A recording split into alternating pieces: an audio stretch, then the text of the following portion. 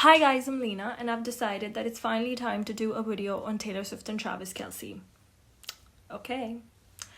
Without wasting time, let's go on. How Travis feels about Taylor.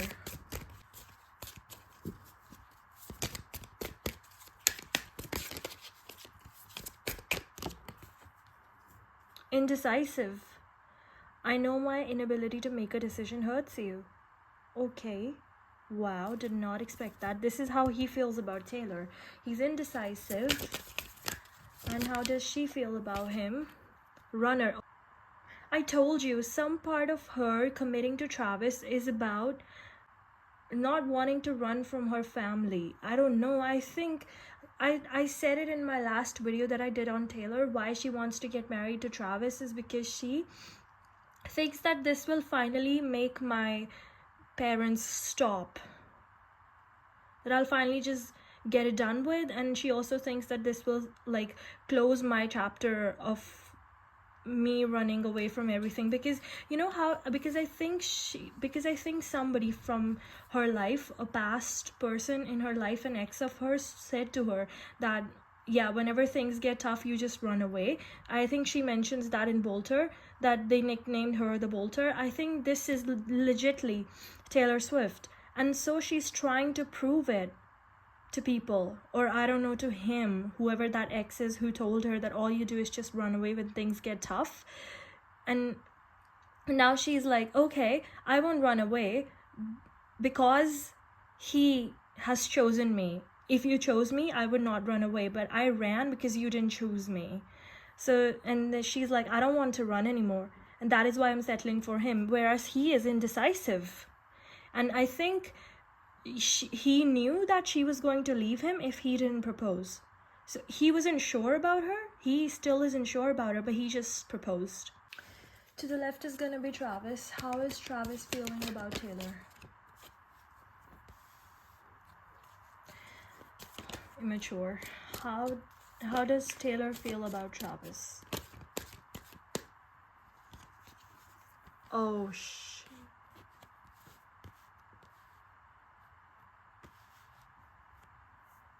what is that? And the energy between them? Awesome, great. We love this for them. Oh, we love it, don't we?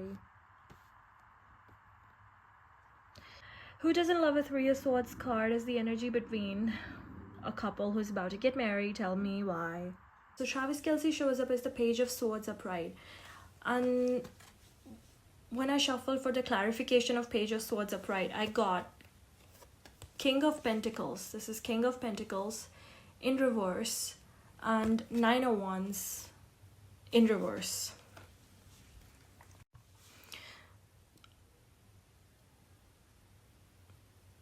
You cannot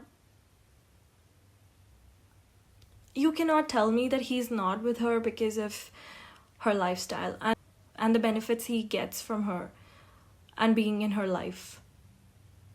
Because like, there is not one card that is of cups or, you know, of love or anything.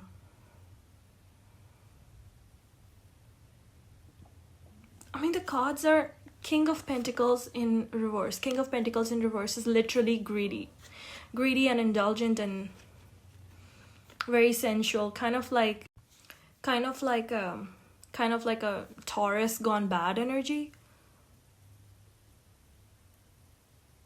Nine of Wands in reverse is like last ditch effort. So he genuinely thinks that Taylor Swift is that opportunity for me, and this is like the last opportunity for me to have a lavish lifestyle. Like, this is like nothing can be better than this. I genuinely hope Travis would give me another energy, but I don't think he's capable of that.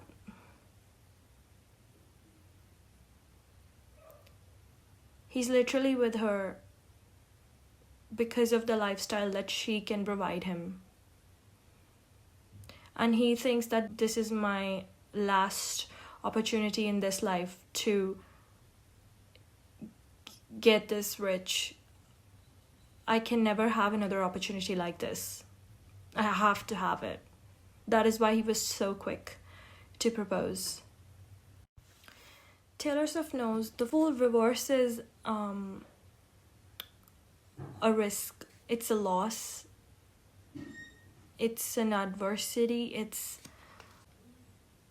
and with the Five of Pentacles, it's obviously double adversity. So she knows that, and double cards being in an energy means, I would say that she's heading towards a loss, but she knows that she's heading towards a loss.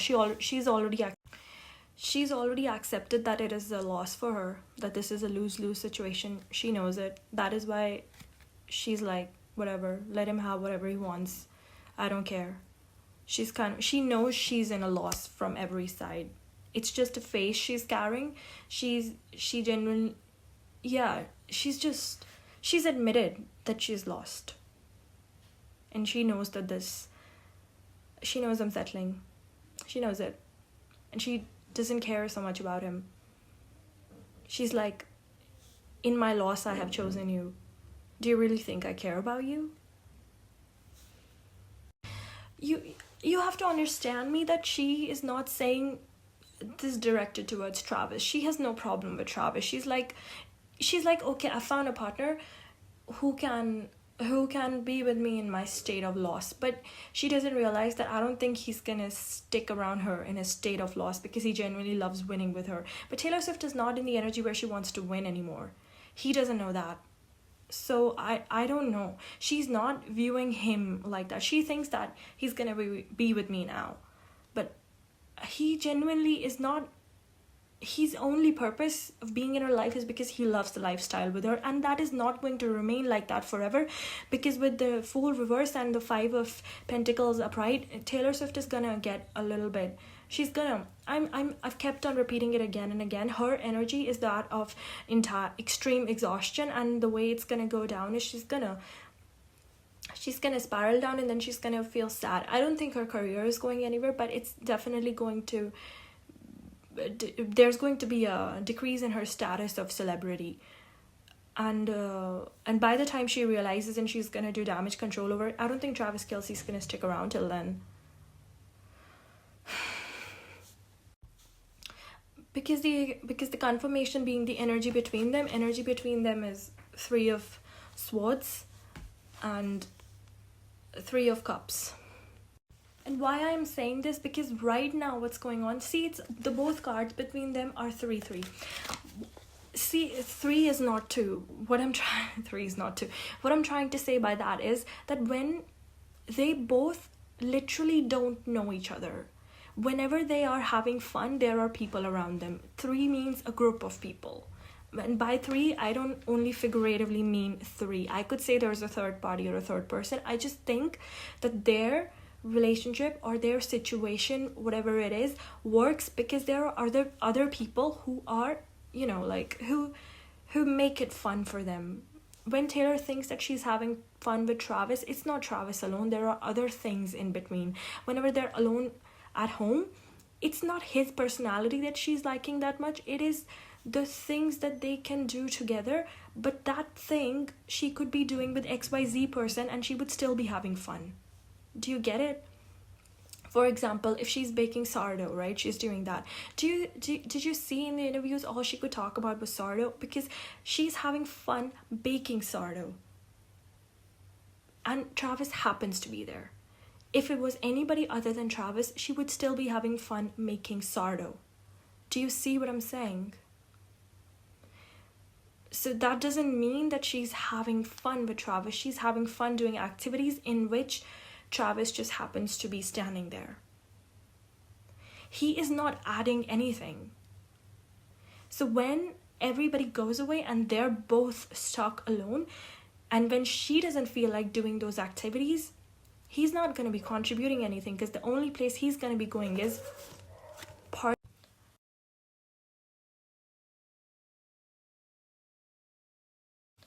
My next question was, how does Joe feel about all of this? And the card that comes out is, you're all about power and domination. That is all you want. There's nothing more than that. It's like you're controlling.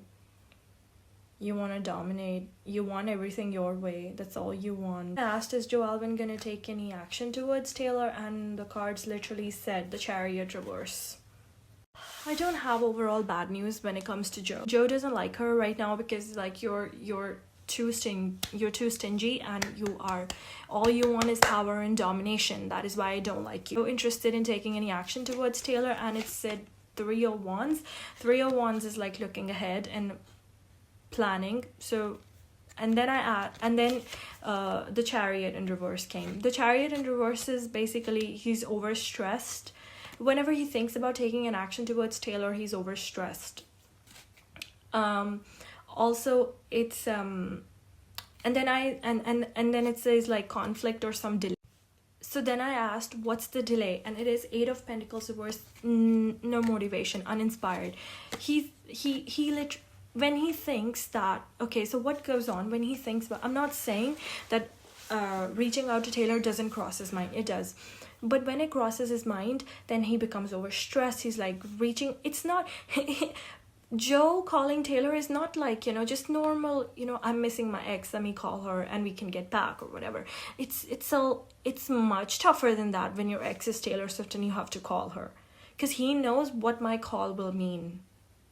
He knows what she will make of that phone call. So he's really stressed about it when he thinks about calling her. And also it's like, even if I call her, guys, what the fuck?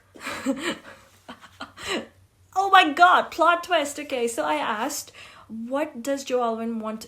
So like overall he's like stressed, he doesn't know what to do. So then I shuffled these cards and I was trying to see what would Joe Alwyn want to say to Taylor if he could call her. So the first thing is that karmic.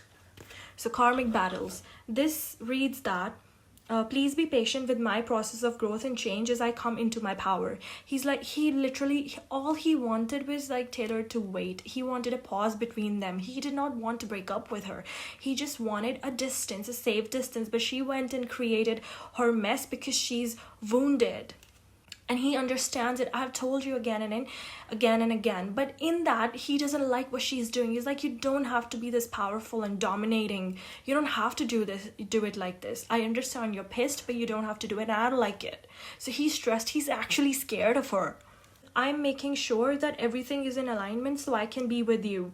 I'm severing my ties with a karmic situation and completing a cycle. So I think Joe Alwyn is in his own process of getting over his own problems. I think when they broke up, he sat down and thought, what was my involvement in the breakup? And he's like working through it. And I also think that he probably had a sort of a karmic obsession with somebody from his past.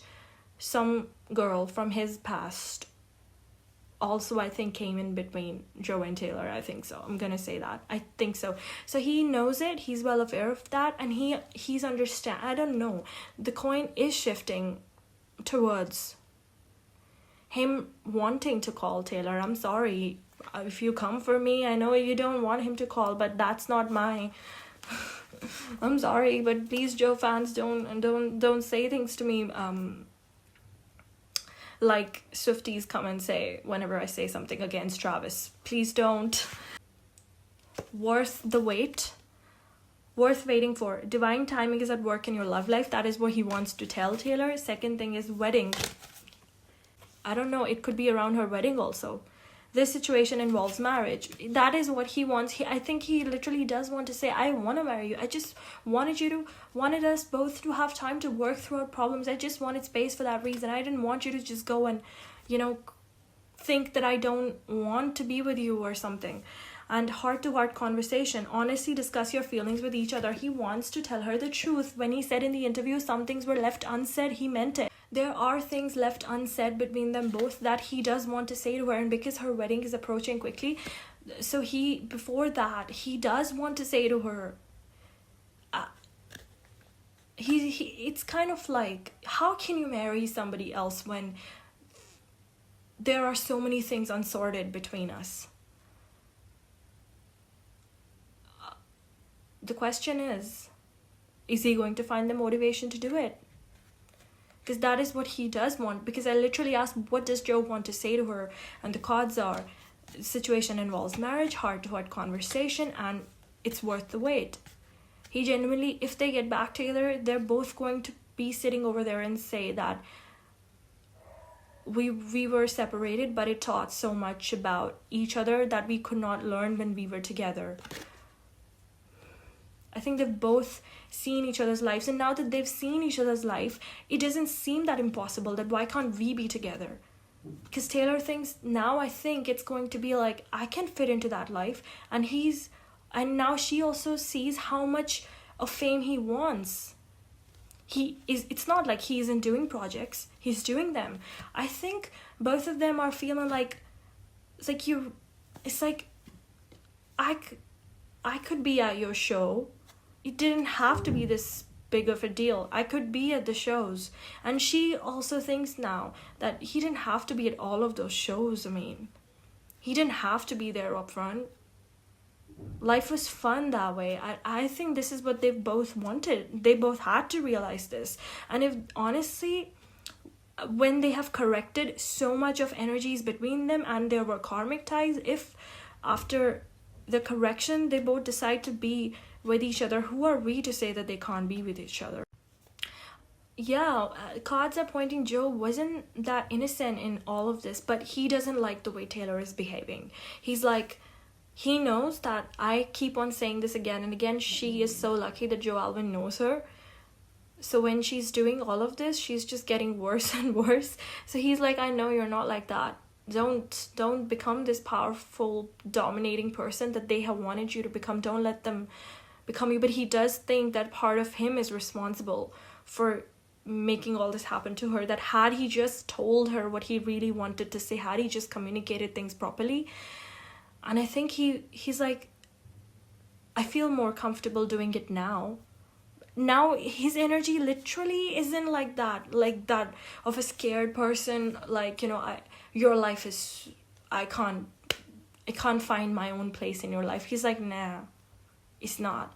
Genuinely, his fear of what Taylor's life was has completely evaporated from the reading.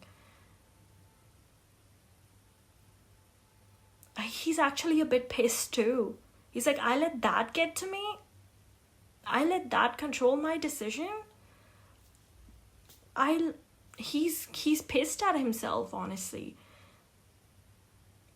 And he does blame himself. He does blame himself for Taylor behaving in this sort of way, even though he should not have to.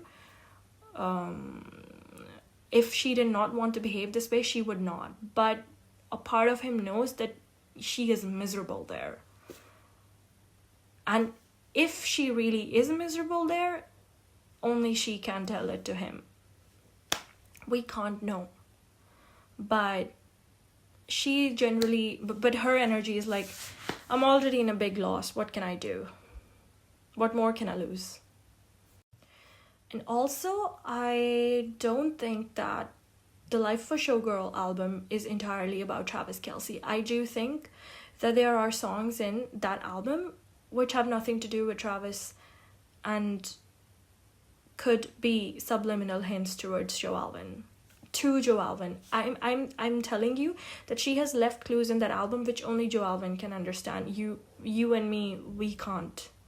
We wouldn't be able to catch those things. It's only, there are things she's said in interviews or somewhere she has left things that would indicate stuff to Joe Alwyn, because the energy has changed after Taylor has spoken. And now he does feel that now it is time for me to contact her. I should call her. I don't see, if he genuinely loves her, there is no way he would let her go with this catastrophic marriage. No. I don't think this has to happen. I genuinely don't think. But all for entertainment purposes only. But you will not get me to believe that Taylor and Travis are soulmates for each other. They're not. That girl is not over Joe Alwyn. He's everywhere in the entire reading. And Travis, the only part that Travis shows up is YOLO. I just want the life. Life is good for me. Life is fun. Yeah, and I cannot let her leave me, because then I will I don't know why am I talking like that, but I think I just channeled Travis Kelce. I think he's like that. Sorry. Anyways, I know I'm gonna receive a bunch load of comments on this one, and I think I'm gonna receive comments from both sides this time. The Swifties and Travis fans and Joe fans. Ah. Okay, don't shoot the messenger. Bye. It's not gonna make me stop doing videos. I'll still post. Bye. Have fun with it. Thank you so much.